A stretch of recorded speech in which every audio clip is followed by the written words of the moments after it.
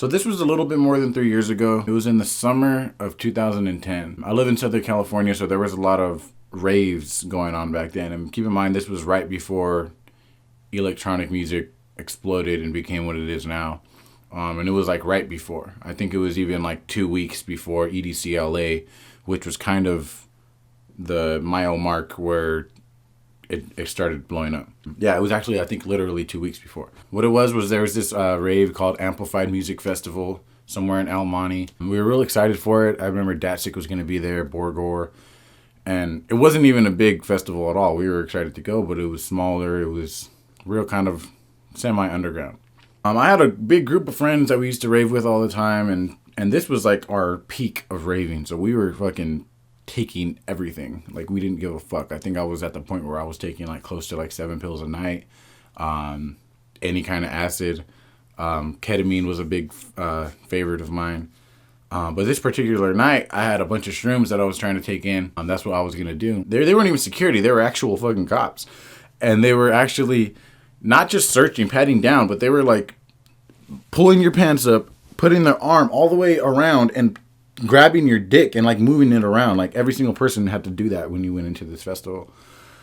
Whether that was a personal preference of the cop or the actual preference of the venue, I have no idea. But I put the shrooms in my stuff and kind of like shaped them a certain way. When he went underneath, grabbed him, he said, "What is that?" I said, "What?" He said, "Blah, blah, blah." I said, "All right." And I've always been the kind of guy not to lie to the cops, because they're going to search you. They're going to figure it out. They're not fucking stupid. So I told him, honestly, I just have some shrooms. He said, "I'll pull them out." I pulled them out. He looked at them. He took them, and he said, "Go ahead." Had I not done that, they probably would have not let me in. Blah, blah, blah, blah. Anyway, it sucked. We didn't have any mushrooms. It was a cool night throughout the night. I did take some ecstasy. Everybody took ecstasy. I mean, that's just always there. We ended up splitting up, me and a few friends. And the friends that I split up with ended up finding a guy with acid that they knew, who was like a friend of a cousin or something like that. And this guy had actual drops. So they ended up all getting drops. And the way that you do the drops, I'm sure you guys know, you do the little drop, 1 or 2, 3, 4, whatever. And you just lick it from your hand. You can put it wherever, even just straight to your mouth. I guess that they bought so much that he just let them have the vial. So I guess everybody went around, gave some, and then this one girl who's going to be like the main point of this story had the very end of it. And if you know about acid vials, like the very bottom of the vial is usually the strongest. I have no idea why, but it is. I mean, I wasn't there, so I couldn't see, but according to my friend, she made the mistake of like just dripping all of it onto her, to the point where it was like dripping down her arm. That's what I mean. That's not my words, were his words. And she ended up just sucking it all up. And keep in mind, they took the acid. It was probably like 2 hours before it got shut down, if 2 hours. At this point, she was the ex-girlfriend of my brother. They weren't really talking, so it was kind of awkward for them.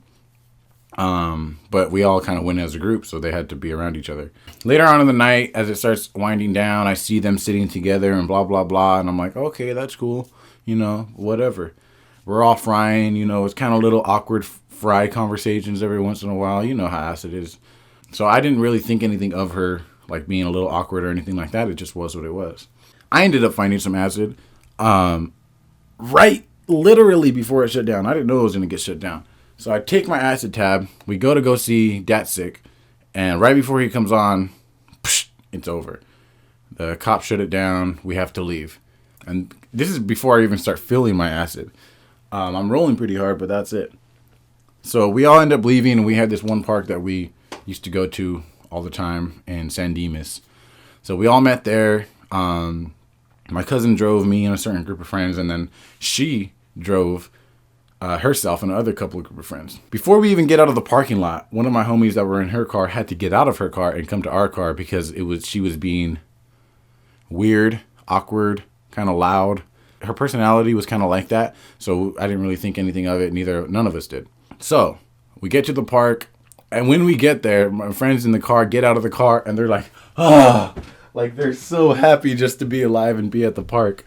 My friend Chris comes up to me and tells me, he said, "Dog, she almost drove on the wrong side of the freeway," and blah blah blah. And I thought they were just exaggerating because everybody was on acid, but I guess she was really almost driving on the wrong side of the freeway. Anyway, so we get to the park. We're all just chilling. We're not doing any more drugs. I think we had a little bit, but actually no, none of us had anything. I think we had like a pipe and some weed, and I think somebody had an extra couple of pills, but we didn't even do shit with them. We were all still fucked up.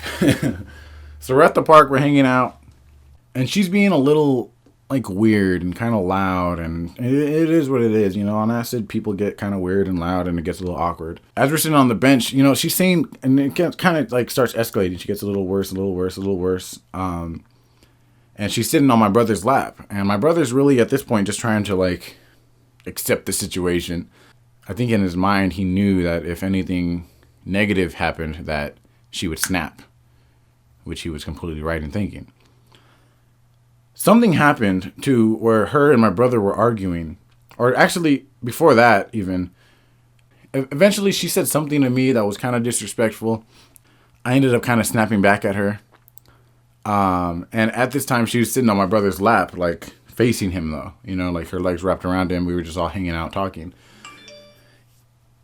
Something happens and she ends up literally punching my brother in his face. I'm not exactly sure what was said or what happened. I don't really remember, but I remember her actually punching my brother in the face hard. And at that point, everybody's like, what the fuck? And my reaction, I didn't even think about it, was to get up, grab her by her shoulders, and toss her off of him, which I was probably wrong in doing, but it was just a reaction. You punch my brother while I'm on acid, I'm going to have to, you know what I mean? Like, I can't just sit there. Maybe I should have. But I grabbed her by her shoulders, threw her, not hard, not violently crazy, but she landed on the ground. And at that point, she was done. She completely snapped. She went honestly insane. She was crying, screaming, laughing. She had nothing but like boogers and shit coming out of her mouth, out of her nose, and she didn't even know it. She literally was fucking mentally insane. At this point, everybody kind of walked away. Certain people were kind of trying to talk to her and calm her down. And you have to keep in mind, she was not at a point where she was just on acid tripping out. She was fucking crazy. Crazy to the point where she was yelling random numbers and colors like 1, 2, 3, 8, death, blood, like that. Am I dying? Is this, you know, like that. So, and this is when I first started feeling my acid, okay? I started feeling my acid probably like 20 minutes before she punched my brother in the face. So after I throw her, she's going crazy, screaming, like they're trying to calm her down. We kind of walk away. Eventually it gets to a point where the people calming her down don't even want to do it anymore. They start walking away from her. And she's over on a bench by herself. I'm on acid. I feel really bad. I'm a really nice person, especially on acid. So I tell myself and I make it my mission to calm her down and be there for her. I was on acid also, so I felt like in a sense I kind of understood what she was going through, and what was happening to her. It was like she passed this barrier where she was living a dream and everything in her brain was just coming out. Like she would saying these certain things about her dad who had passed away when she was young. She was saying like just random things about like her life and like kind of like being almost like sexual. Like it was a little weird. It was a very weird, but I knew I had to be there for her. So I went back, I sat with her, I was trying to talk to her, but at this point there was no talking to her. She was just in her own world. Kind of sat with her, kind of held her, like was trying to like calm her down, say it got to a point where I was literally trying to say just like nice words and like words that sounded good, like good. I kept saying good, okay. I don't know why I kept saying water. I don't know. Just like trying to combat what she was saying because she was going crazy. She was saying death, kill, blood, blah, blah, like things like that. And so I'm sitting there trying to calm her down. And at this point, I'm holding her in my chest so much that there's little boogers and spit all over my whole fucking shirt. I don't even notice. I'm okay with it. My homie Chris comes over. We're kind of trying to calm her down. And we can't. Eventually it gets to a point where me and him are talking right about her, right in front of her, and she doesn't even notice. Like she has no idea what's happening. And it eventually got to a point where we were talking about if she was overdosing or what was happening. And I knew that you can overdose on acid. I knew that you could have a psychotic break if you're already mentally insane, which I knew she really wasn't. She was a little crazy, but she wasn't fucking crazy. So I kept saying, we're just going to have to give it time, let her come down, keep giving her water. Eventually she'll fall asleep. But it became, like, we probably got at that park at like 2, and by like 6:30 the sun was coming up and she was still tripping balls hard. And we're at a public park. And it's not that public to where there's people there all the time and it's really like busy, but a public park to where people go there. So the sun starts coming up, so we're like, damn, she can't be out here. So we take her, we put her in the car, and it's me, her, and Chris in the car trying to calm her down. The whole time she's like hitting her head on the windows, and we're trying to sit her down, and like she's fucking still going crazy. So at this point I start telling them, I'm like, we have to call an ambulance. Like, she's gonna fucking hurt herself. Like, you know what I mean? Like, what are we supposed to do in this situation? We're all fucked up. Like, we can't. Like, we have to. Like, it's a health thing now, and nobody wants to do that. So we just chill. We continue to just relax and stay there till probably about 6:45, almost 7. And then then somebody pulls up and parks, some lady. And right when she parks there, I'm like, what is this person going to see? She's literally going to see 2 men in the backseat of a car with a girl who's screaming for her life. And that's all she's going to see. At that point, I told Chris, I'm like, you know what, dude? Like, we can't do this. We're going to get in trouble. This is like almost kidnapping. Like, they were talking about, why don't we just get her in the car and leave with her? I'm like, I told him, fuck that. That could technically be like a kidnapping charge and blah, blah, blah. I'm like, no. She, you know what I mean? She took her drugs. She knew what she was getting herself into. We need to call an ambulance and get her okay. Like, you know what I mean? This is past a point of getting in trouble. It's a point of her being physically okay. So as the lady walks by, you can tell she noticed. She keeps walking. As she kind of walks away, I get out of the car, leave Chris in there with her, and I call 911. I told them I have to. Like, it's at that point right now. So as I'm on the phone with them, I guess this lady already had called, and the cops pull up. Chris gets out of the car. I put the phone down with 911. I tell them, the cops are here already. Put it down. They have us at gunpoint real quick.